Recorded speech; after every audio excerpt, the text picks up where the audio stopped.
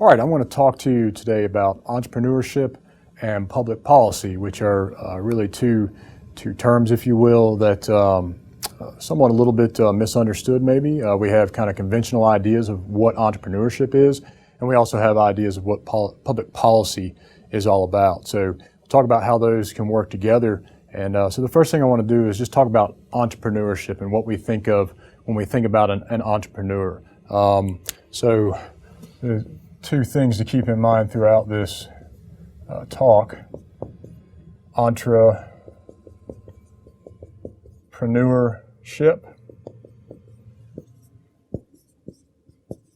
and public policy. So with entrepreneurship, we think about very positive kind of problem-solving people. We think about innovation. I know when I think of entrepreneurship, the second word I probably always think about is innovation. A lot of people would think about maybe small business owners, but certainly there is innovation like Steve Jobs. By no means is Apple a small company, but it's certainly an innovative company that started with entrepreneurial ideas. Corporations that come up with new technologies, new innovations, say biomedical science, for example. All those are examples of entrepreneurship, whereas the small business person is just one type of entrepreneurship. Then when we think about public policy, we think about, you might think about subsidies, taxes, rules, regulations. You might think about active public policy where you're encouraging some sort of behavior to happen. But you could or think about policies that might discourage certain behaviors to happen. So public policy can be many shapes and forms, and the way I want us to think about it for the time being is whether or not it is active or passive. So entrepreneurship and public policy, and many people will ask the question, particularly in the United States today, are there policies we can enact to increase entrepreneurship? Entrepreneurship is also associated with the creation of new industries, jobs, so job creation and income creation. And so many people would like to think that we can just have some very active policies in place that encourage people to become entrepreneurs, to start businesses, to start certain types of businesses. And that would be a very active type of public policy, all right? As opposed to a passive type of public policy whereby we are really just, we have a certain type of an environment where ideas, innovation is allowed to take place, markets kind of flourish. And the thing about entrepreneurship, really, another thing to think about is there's a lot of uncertainty associated with entrepreneurship. So we really don't know the outcome of a given undertaking. And we also don't know what type of innovation might become the next Google or the next Microsoft, right? We really have no idea. So the idea that we can foster something to become one of those things is, it's very unlikely that what we are directly going to associate ourselves with in a matter of public policy is going to become one of those, the next big things, right? So let's talk for a minute about examples of different public policies and events that have happened over time. If we think about active public policy, for example, the company Solyndra. Solyndra was a company that's in a very favored industry right now, the green energy industry. It was a solar power type company. Solyndra was able to receive government subsidies, federal subsidies, to the tune of about $500 million. However, within a couple years of getting the majority of these subsidies, Solyndra filed bankruptcy. If you think about an environment for companies like, as opposed, let's look at passive policies, we have the emergence of Standard Oil, for example. Standard Oil. Ford Motor Company. Apple. And Google. These companies, there was nothing they were really looking for in terms of subsidies or favored industries to try to develop. They just emerged, right? And so a passive policy environment whereby in the United States you have a very good tax climate for business relative throughout the world. You have strong enforcement of property rights. And so these ideas that developed throughout recent history in the United States that turned into mega industries. And so the creation of jobs, for example, happiness even. And for example, we could say fighting oppression, which is something we could start to talk about with, for example, with technology and the spread of knowledge. So these companies, they have gone a long way to bringing things and bringing ideas to people, whereas just 100 years ago, or even 20 years ago in some of these examples, people would not have been able to be a part of some of the things that have been spread with, for example, technology. All right. Let's talk quickly about an example of, let's look at China.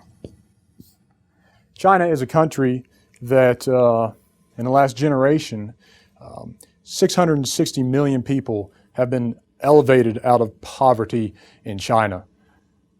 That has happened in an environment where China has always been associated with a communist type institution. Their institution's communism.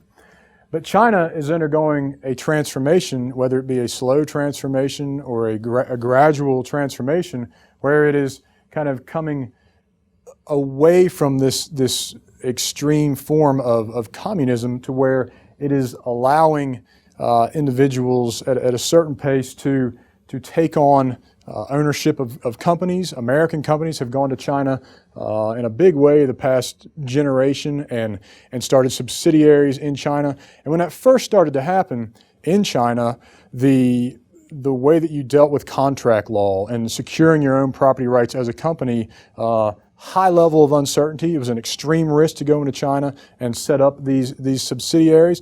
But gradually over time, China, its culture, its practices became more accepting of the way that American businesses would expect they would be able to retain some power or ownership of their companies. And as that began to happen over time and word began to spread, more and more companies began to go into China and set up operations. And that created not just products and services, but certainly jobs and a spread of information and knowledge, and has helped raise the standard of living of individuals in China. And that's something that's going on throughout a lot of the developed world.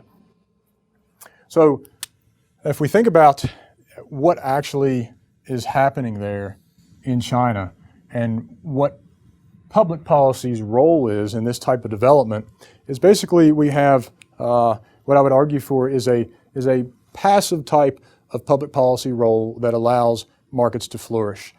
So China, and then versus let's compare South Korea versus North Korea, to explain quickly the difference between institutions and how policies might be different, and two seemingly very similar, very close geographically, culturally, but yet institutions very different in the two places. And Google's Eric Schmidt recently went into North Korea, and they learned a lot of things when they were over there. One thing in particular was, just a few years ago, it was actually illegal to have a cell phone that wasn't authorized in North Korea. And the punishment, according to this journal, this article in the Wall Street Journal, was if you were found with one of these unauthorized cell phones, the punishment was the death penalty. Okay, so something that we completely would not understand in the United States. It would be foreign to us to even think that that would actually be true, that it is something that existed in North Korea. And that's slowly changing. They introduced cell phones. I think it was 1 million cell phones, but they were controlled. So the ability of individuals to use them like we use them here would not be the case. All right. Whereas South Korea, in many ways, is more technologically advanced than the typical markets in the United States. So a very emerging, developed market in South Korea. So what are the differences? What, in terms of a public policy perspective, what do we want to see happen in terms of our institutions or policies that would allow us to become a South Korea as opposed to stay a North Korea with some of the lowest living standards in the world, right? So 4 or 5 things. So 1, we want a sound money system. We don't want our money to be the value of the currency to fluctuate wildly from time to time. We don't want government to be able to all of a sudden print 2, 3, 4, 5 times the amount of money that might be circulating through the system in a very short period of time, maybe just for the purpose of paying off debts, and the effects of that on the value of currency, the effect that has on the expectation of interest rates, of inflation. And so with a sound money system, entering into long-term contracts, which are very important for commercial transactions, is more likely to happen. So we would have contract enforcement would be another important institutional aspect to promote really prosperity or economic growth in a society. Sound money, contract enforcement,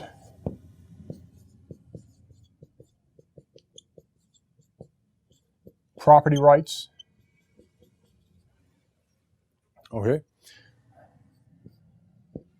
So far we have sound money, we have contract enforcement, we have property rights, we have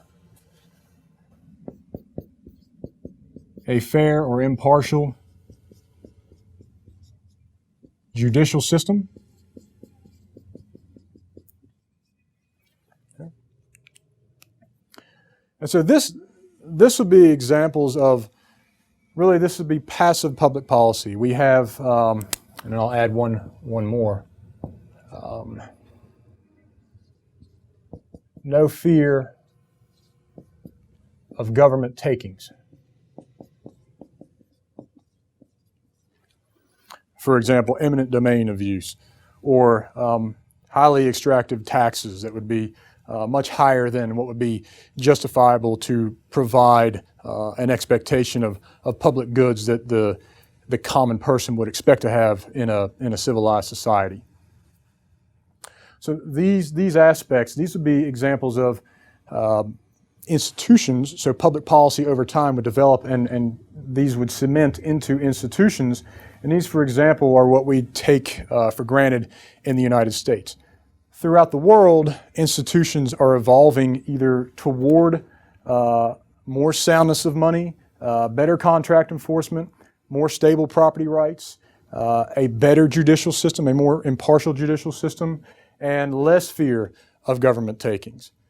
But also it's true in the developed part of the world, some countries are actually going in the opposite direction. So institutions, Douglas North, a Nobel Prize economist, talked about institutions and how they really evolve over time, and they're very stable throughout time. But if we look from a long-run perspective, public policies, which are very short-run oriented, over time, public policies can develop an additive, add on to each other, become a part of the culture, and then before you know it, they are cemented as institutions. An example of that in the United States is our idea of employer-provided health care. That was policy developments that happened over the period of almost 100 years, and today in the United States, it's become more part of our culture, and the effects on individuals, our healthcare system, self-employment, these different types of things has become part of our cultural institutions, but it started with short-run public policy enactments that